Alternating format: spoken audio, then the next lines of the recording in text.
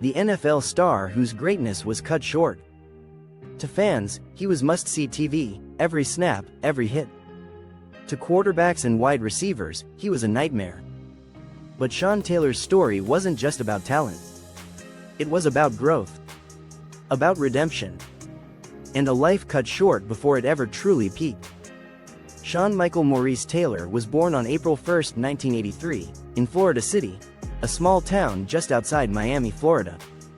His parents separated when he was young, and he was raised primarily by his father, Pedro Taylor, a police officer who later became police chief of Florida City.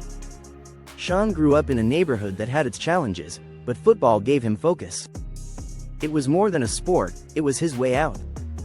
At Gulliver Preparatory School, he dominated every position he played.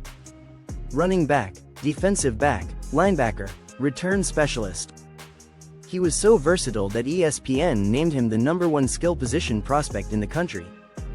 In one season, he rushed for over 1,300 yards and scored 44 total touchdowns, leading Gulliver to a Class 2A state championship in 2000.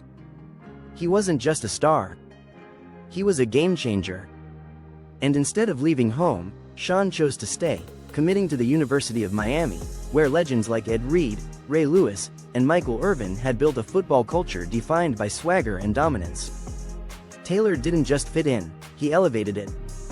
He helped lead the Hurricanes to a BCS national championship in 2001, playing alongside future NFL talent like Andre Johnson and Willis McGahee. In 2003, he had a breakout season, 10 interceptions, 3 forced fumbles, and 2 pick sixes. He earned first-team All-American honors and was a finalist for the Jim Thorpe Award, given to the nation's top defensive back. Scouts called him a generational safety, with range, power, and instincts that couldn't be taught. In the 2004 NFL Draft, the Washington Redskins selected him 5th overall, making him the first defensive player taken that year. But entering the NFL wasn't smooth. He skipped parts of the NFL rookie orientation. He avoided the media. And early in his career, he was fined for multiple late hits and confrontations. In 2005, Taylor was charged with aggravated assault with a firearm after an altercation involving allegedly stolen ATVs. The case dragged on for months. Eventually, he accepted a plea deal for lesser charges. Critics labeled him reckless, hot-headed, a problem. But behind the scenes, teammates said Sean was simply private, someone who didn't trust easily, who was adjusting to the spotlight in his own way. Then everything shifted in 2006, when his daughter, Jackie, was born. Those close to him say he matured almost overnight. He stopped partying, started focusing. He rarely spoke to media, but when he did, it was thoughtful, humble. He began studying film obsessively. He became a mentor to younger players. And he grew closer to teammates, especially safety LaRon Landry, who said Taylor was like a big brother.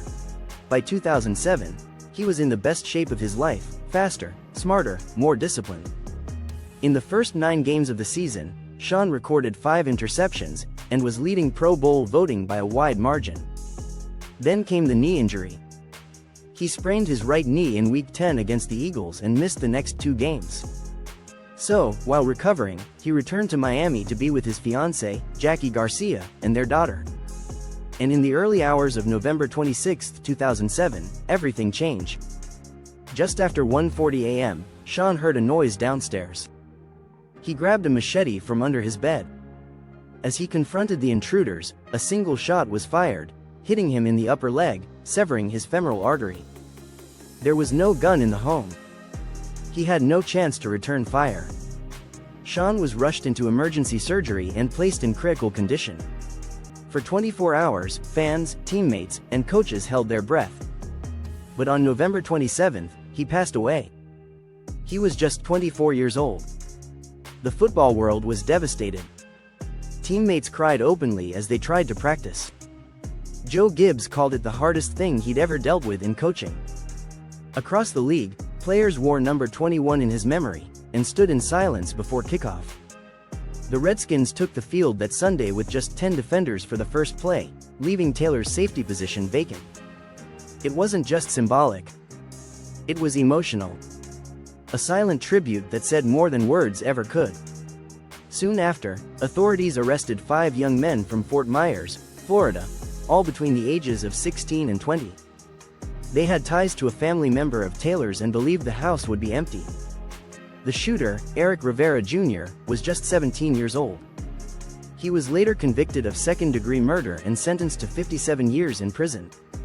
The others received decades-long sentences for their roles in the armed robbery. Sean's death wasn't just a tragedy. It was a loss that never should have happened. Senseless. It ended the life of a man who was finally finding peace. His daughter, Jackie, was just 18 months old. She would grow up without her father, but not without his presence. In 2020, she wore his jersey and took the field during a University of Miami ceremony honoring Sean. That same year, Washington added him to their Ring of Fame. In 2021, they officially retired his jersey, 21, making him the first player in franchise history to receive that honor. To this day, fans still leave his jersey draped over railings. They still chant his name. And still ask what could have been. Sean Taylor gave everything he had to football. And in the end, he gave his life protecting his home and the people he loved. He didn't need 15 seasons to become a legend. He became a legend in 24 years. And he's forever in the hearts of those who watched him play. In every hard hit, every number 21 jersey, he's still here.